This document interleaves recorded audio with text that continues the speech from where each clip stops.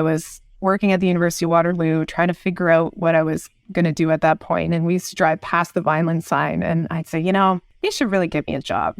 And a posting came up and the focus was on something that was a really solid fit with my skill set and background, which was on tree establishment in challenging environments. Spent a lot of time in the nursery and I'd spent a lot of time working in disturbed ecosystems. And so this position was kind of like the aha moment. And so I applied and luckily I got it.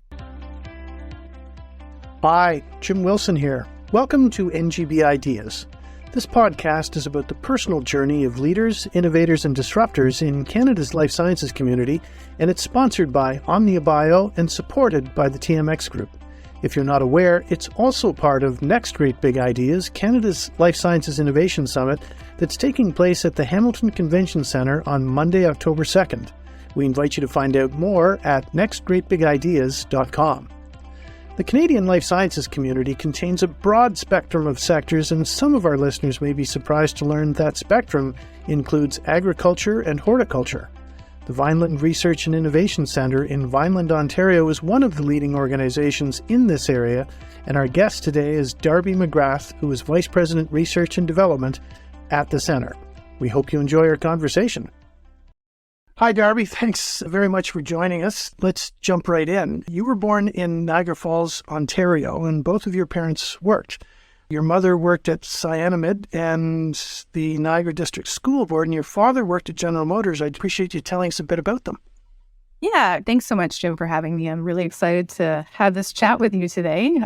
My mother worked at Cyanamid for a number of years. She worked a couple of different jobs there, actually. And one of the things she talks about having the most fun doing was actually working at the switchboard there back in the old days. And then, when we came along, she took a bit of a hiatus working, but ended up working as a secretary in the school board for the rest of her career. She was well tied to education, and I think she's a very curious and strong woman, so led us down some good roads.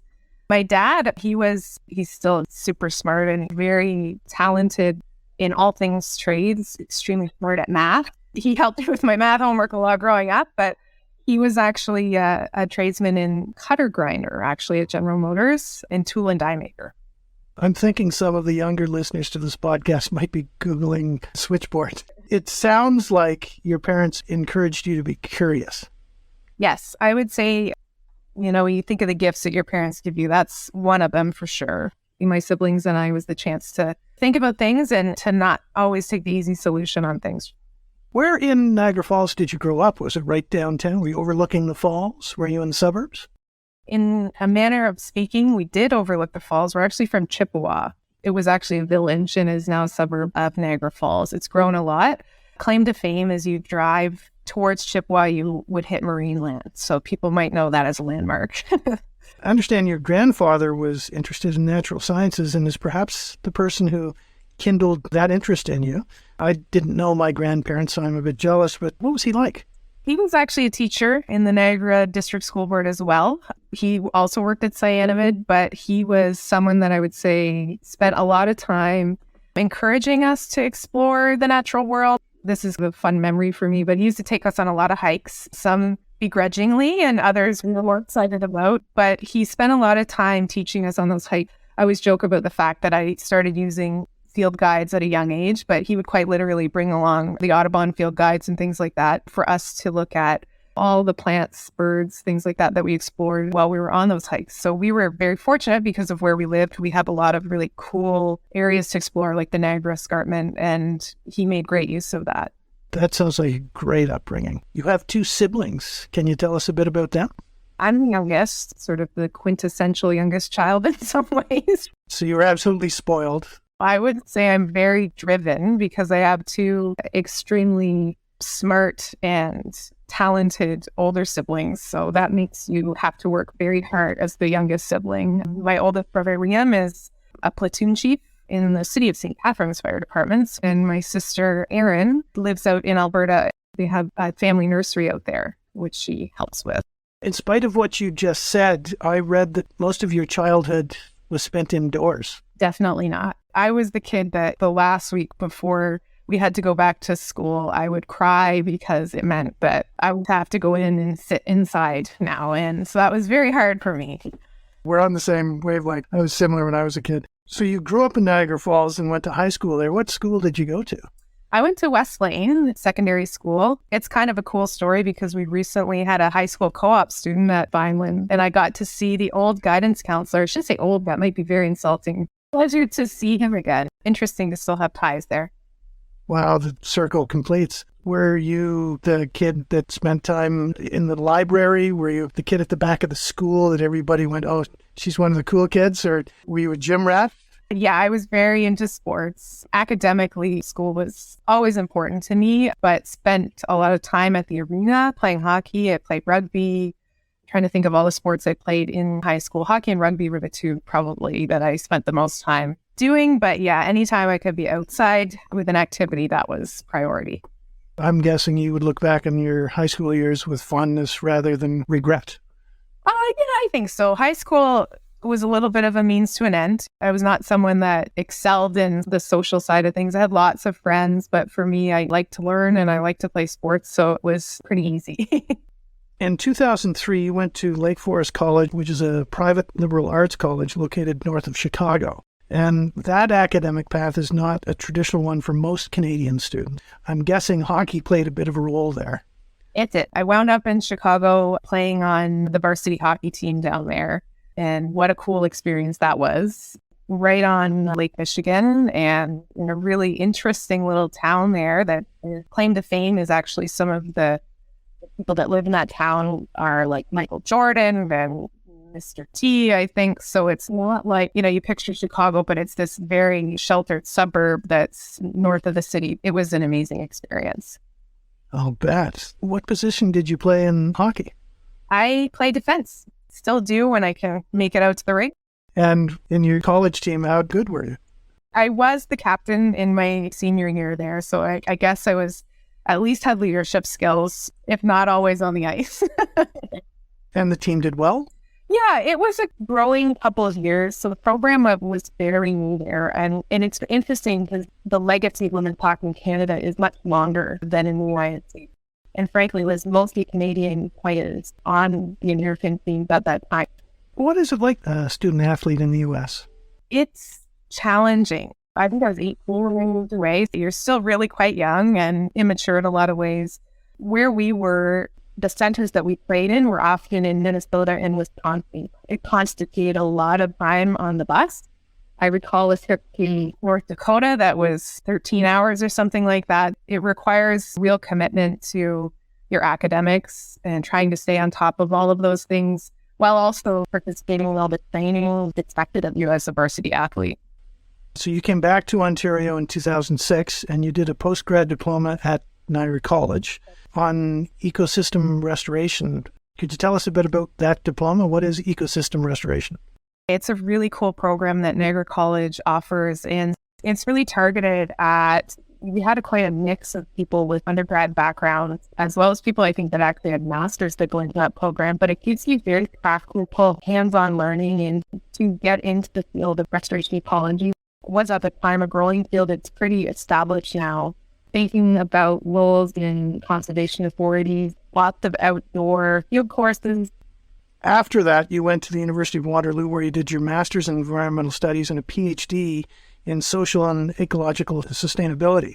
Listeners to this podcast know that at some point I ask our guests to explain something for them, but I'm really asking you to explain it to me because I don't know what that means. So I would appreciate you explaining what those degrees are all about. My master's in environmental resource studies, it is what it sounds like. It's very much a focus on, it can be a bit of everything, which is why I love the department that I was in, the Faculty of Environment at the University of Waterloo.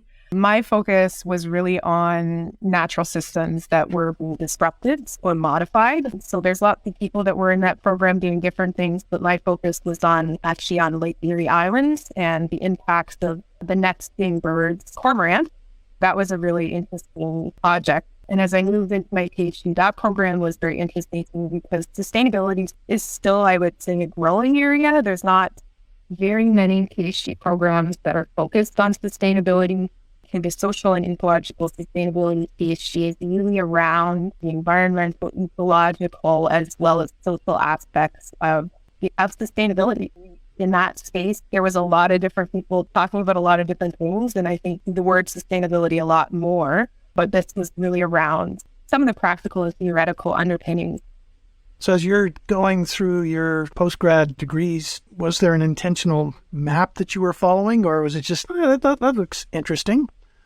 Yeah, no map. And I don't know if that's a good thing to disclose or the honest thing in any case, but definitely I was always interested in understanding how I could find a role or a career that allowed me to work in the natural sciences in a way that I found meaningful.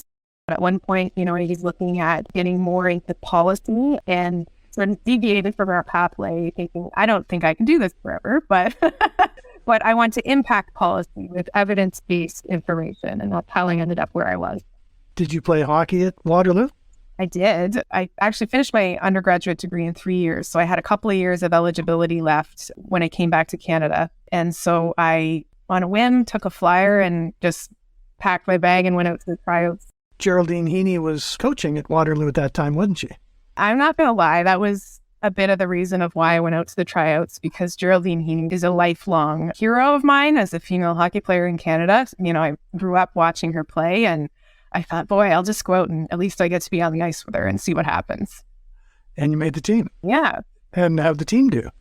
The team there was awesome. I played 1 year, had some injuries that I'm dealing with. It was an awesome experience. I mean, that program benefited so much. Can you share some insights you may have on what being a student athlete was like? Do you think now it may have taught you more than you realized at the time? Yes, absolutely. That's one of those things that your mom and dad tell you when you're in the moment and you don't want to hear it. This is all good. It's character building. And they weren't wrong. So when they listen to this, they can pat themselves on the back. The things that it taught me were resiliency, perseverance, and especially time management. One of the biggest challenges is that you basically are managing full-time jobs. You're expected to train at the level of essentially a professional athlete without all the perks, of course. But at the same time, you're a full-time student. And so I think that those were really important lessons for me. And as I navigate life now, I'm grateful for those. I think I carry them with me. I think the biggest other thing is just you learn how to manage disappointment. The highs are easy, right? But the lows, you have to really create a toolkit to make it through. So don't be too high when it's going well and don't be too low when it's not going well. That's right. Kind of like the same advice I give people in sales. So you graduated in 2012 with a doctorate in social and ecological sustainability. Can you give us a quick overview on your thesis? What was that about? It's funny. I was talking to someone about this the other day. I said, I haven't gone back to that in a long time. It's one of those things that I think you finish, you close the book, and you never look back on it. No. So my thesis, it not surprisingly focused on natural and agricultural systems. I spent a lot of time on farms growing up. The better part of my life actually has been in farm work. And so my thesis actually looked at policies, how we can create enabling policies to ecologically beneficial agricultural systems. But ultimately it was around a strategy for the government of Canada or provincial government to understand how we could enable farmers better stewards of the land by giving them the tools that they needed in terms of not just incentives, but also the practical toolkit to actually rebuild some of those ecological beneficial entities. Thank you for that. I understand there have been a few people in your life who inspired you, and one of them was a literature professor at Lake Forest College. Who was he and what did he say? He was a Canadian prof in the States. It was a really interesting time to be in the States. This professor was from the Midwest of Canada, and he just spent so much time helping me navigate the complexities of my undergrad experience. And he's just funny, and he's one of those people that you go into the class and just be happy to see him. He made learning fun, and that's more than half the battle, I think. So your master's and PhD supervisor, Dr. Stephen Murphy, is another person that inspired you. He's been a wonderful coach, mentor, supervisor, professor, all of those great things. And I was fortunate enough to convince him to take me on as a student in my master's. And he let me stay on as a student for my PhD. Now, there are people who get their PhD because they're gifted students and it's just a natural path. Then there are others who get their PhD just through dogged determination. Which one were you? Probably I would fall into the latter category more. I'm probably smart enough, I guess you'd have to be, to make it through some of these things. But frankly, you talk about the sort of the character building traits that come out of the school varsity sports experience. And that's one of the things that I have as a personality trait, is just perseverance. I think that was one of the reasons that I completed for a PhD quickly as I did, but also I think having great mentors to help you through it. I read that you've learned to listen to yourself. Is that the advice you would give to any listeners currently in university who are having difficulty figuring out what path they should be following? Yeah, I think when you are in those moments, there is so much noise. It often feels so overwhelming. And in some cases, it feels like there's almost too many options for you, right? There's all of these different paths you could take, or perhaps you feel like there's not enough paths that you can take. If I was able to speak to myself back then, I would say, just take some time to listen to the things that interest you. Know the things you're good at. Recognize that reaching your goals is not necessarily a linear path kind of thing. For me, it's definitely not linear. So after graduating, you became an adjunct professor at the University of Waterloo. And for the non-academics who may be listening, what's the difference between an adjunct professor and a professor? So essentially, I was an instructor in the faculty, so I wasn't looking to become a tenure track professor or anything like that. And this was kind of me figuring out whether academia was the right pathway for me or not. How quickly did you realize that maybe it wasn't? Pretty rapidly for me. I loved some of the courses I taught, like field ecology and things like that. Very interesting for me. The passion for me really was in the research. It was not so much in the instruction. We'd like to take a moment to remind our listeners this podcast is part of Next Great Big Ideas, Canada's Life Sciences Innovation Summit. If your company is in the life sciences sector and you're looking for a great networking opportunity, we encourage you to join us at the Hamilton Convention Centre on Monday, October 2nd. NGB Ideas is sponsored by OmniaBio and supported by the TMX Group. For details on the event, please go to nextgreatbigideas.com. I'd like to talk about the Vineland Research and Innovation Centre. This is a really cool place just off the QEW in the heart of the Niagara Peninsula, and I think like many people, I've driven by the Institute countless times and not really noticed it. I understand this organization was kind of refreshed in 2007. Could you tell us about it? Yeah, it'd be my pleasure. We are an independent, not-for-profit research organization. It's dedicated to sustainability and economic viability to Canadian horticulture. Our reason for existing is to help horticulture to be successful. And for us, that's a whole bunch of different things. And it definitely undertaking an industry-driven portfolio of projects, making sure that not only are we working on the right things, we're working with the right people. And frankly, when we say result-oriented, it means that we have to get those solutions into the hands of the people that need them most as quickly as we can. So the Institute has a number of research programs focused on automation, biological crop protection, plant responses, and plant variety. Why should this be important for our listeners? These are the programs that will allow us to grow the food that we need for the future. Think about all of your fresh produce, vegetables, things like that for Canadian consumers. At Vineland, these programs are designed very strategically around our set of innovation goals that will help us to deliver on things like new plant varieties that are adapted to climate change, or new technologies that will allow producers to work within the confines of some of the labor challenges that we're working with right now, or developing new varieties that you would like in the grocery store. So what are the things that you like in terms of the way an apple tastes, or an apple flavor, or apple feel? These are the kinds of things that our programs actually are designed to deliver on. You joined the Institute in 2013 as a research scientist in environmental horticulture. What's the story behind how you ended up there? My husband and I joke about this all the time because, I was working at the University of Waterloo trying to figure out what I was going to do at that point. And we used to drive past the Vineland sign and I'd say, they should really give me a job. And a posting came up and the focus was on something that was a really solid fit with my skill set and background, which was it was really focused on tree establishment in challenging environments. Spent a lot of time in the nursery and I'd spent a lot of time working in disturbed ecosystems. And so this position was kind of like the aha moment. And so I applied and luckily I got it. Wow, that was 10 years ago. Last year, you were appointed to a new position. Could you tell us about that? So last year, I became the Vice President of Research and Development. What that means is I manage Vineland's entire innovation and research portfolio. So those programs that you named, they kind of all sit inside of my R&D portfolio. And that's the cool part is I get to work on innovation strategy and I get to support really awesome scientists. I'm guessing you did not grow up thinking you'd be a vice president of a research and development institute in Niagara. No, not at all. When I started down the graduate school pathway, I had this feeling that I'd be moving away, that I wouldn't wind up where I was, even though, I grew up in the Niagara region and I love horticulture here, tender fruit production. Like, we are so unique here and it's so interesting. But I thought there's not always a huge job market here for where I might want to work. And so when you talk about mapping this all out, definitely didn't have a clear red dot on this point on the map. You mentioned it's unique. What's unique about it? Our production opportunities here in the peninsula are so unique. Our growing zones, our ability to grow tender fruit is unique, except for a couple small other areas in Canada, like BC and Kelowna, where they have the ability to grow stone fruit and tender fruit like we do here. It makes us really special in terms of what we can grow with respect to crops. We've been talking about how serendipitous your journey has been. Our paths universally are typically not what we envision when we're in grade 5. We only see them in the rearview mirror when we're older with the passage of time. Is it fair to say your journey has been serendipitous? Absolutely.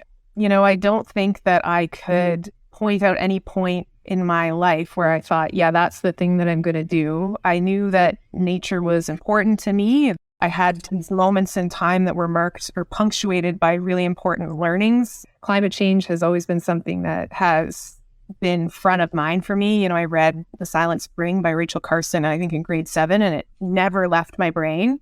But where I ended up, I feel so fortunate because it does feel a little magical, because it doesn't feel like I had it all charted out and really had to chase it. Things kept coming up, and I think the key there is to be open and to say yes to those opportunities. I would absolutely agree. It sounds like you're the kind of person who likes to be challenged. You now manage an R&D team of almost 100 people, and I'm interested to know what the biggest challenge is, speaking of challenge, that you face on a daily basis. Is it focus? Is it funding, HR? What do you think?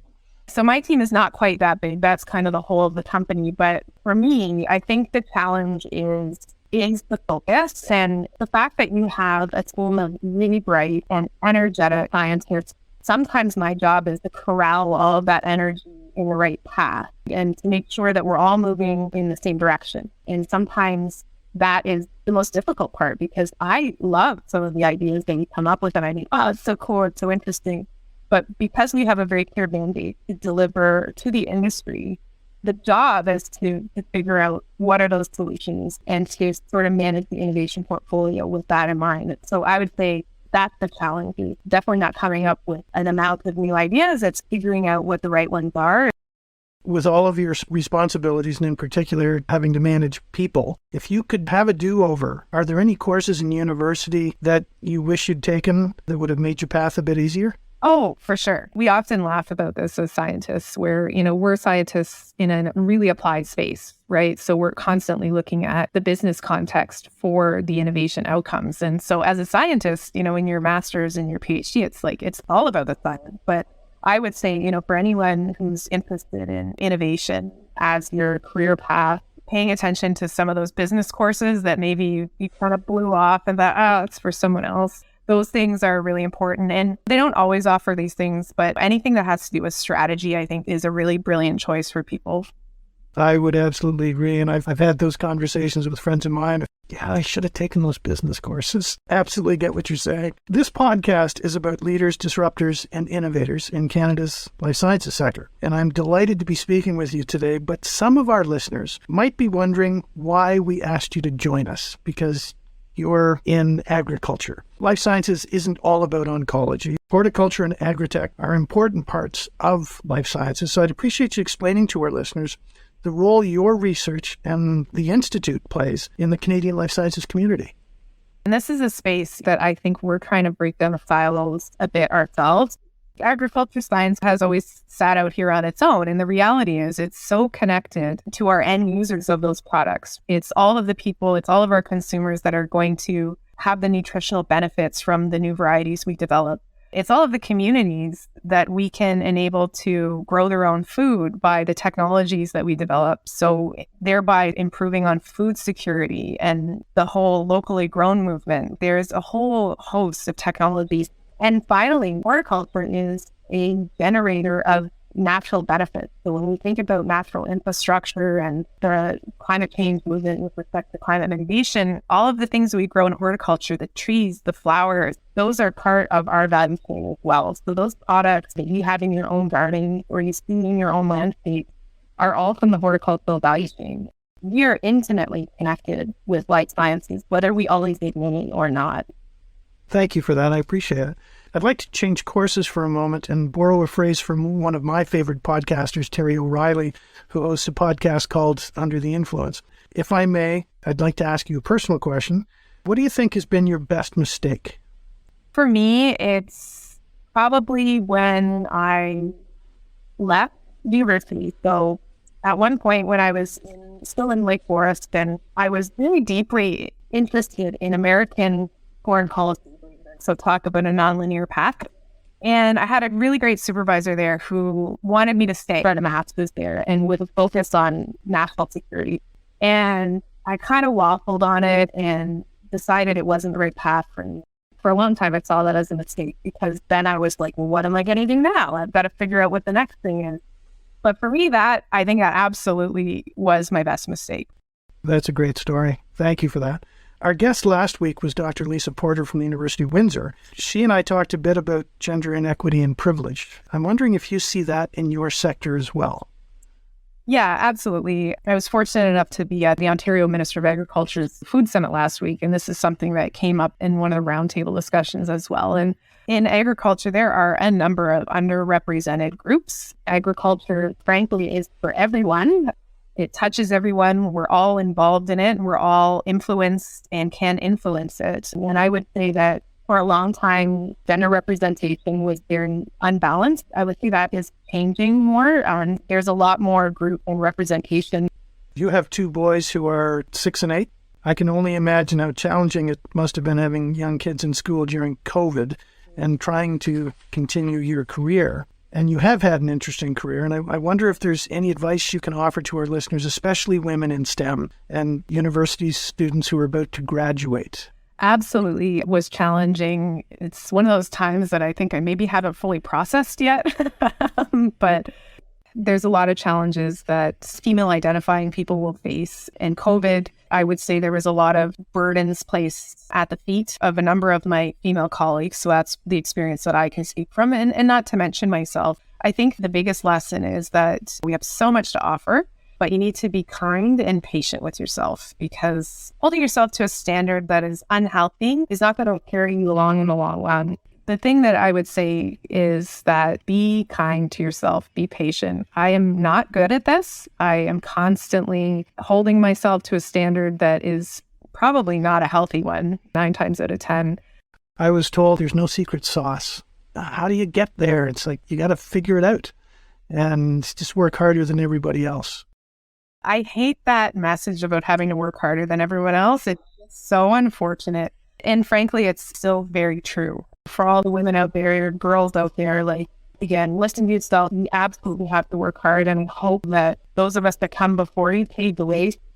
My next question is perhaps a bit tougher to answer. I think we all have 3 or 4 pivotal moments in our lives that steer us to where we end up.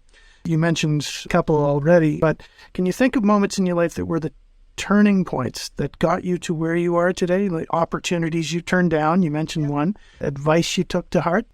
I'll credit Steve Murphy with one. So I was finishing my master's, and as many people that have done a master's can probably attest to, you finish that and I never do a look again. Like Steve, he stuck with me and he heard me out on it, but he encouraged me to think about the longer path forward.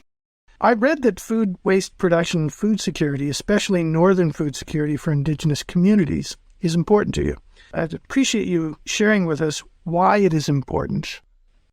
a thing that really bothered me, and I can walk down the street here at any time in the summer and I can get a fresh cucumbers, I can get peppers, I can get whatever I want. We have remote communities in Ontario that are going to pay $20 for a head of iceberg lettuce or more.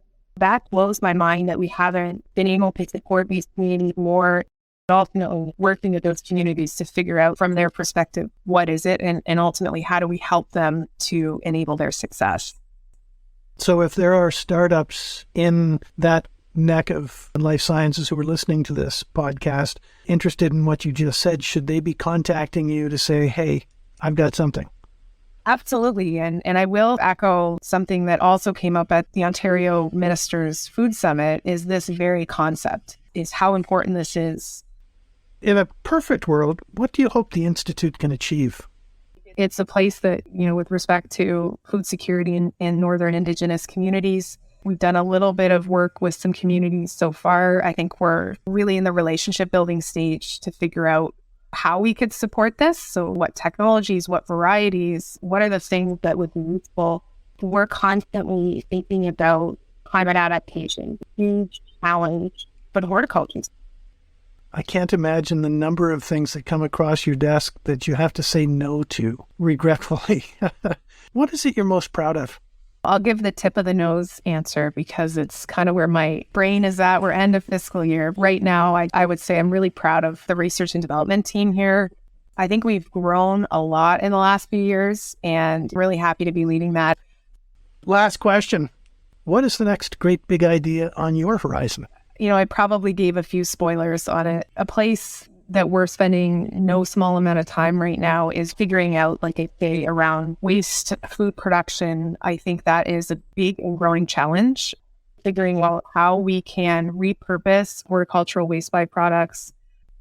I had a father who was an avid gardener, and I'm sure he's listening from above on this conversation thinking, yeah, good choice. Thank you so much for your time. I've really enjoyed getting to know you. Thank you. It's been my pleasure. That was Darby McGrath, Vice President of Research and Development at the Vineland Research and Innovation Centre in Vineland, Ontario. If you'd like to learn more about the really cool work Darby and her team are doing, you can find out more on their website at vinelandresearch.com. The NGB Ideas podcast is brought to you by LabOccupier and OmniaBio, and we're very pleased to also be supported by the TMX Group. This week's episode was researched and produced by Tisha Prasad. We hope you like what we're doing, and we'll appreciate you promoting us on social with the hashtags NGB Ideas and NGBI. You can follow us at NGB Ideas, and you can follow me at LabOccupier. Thanks so much for listening.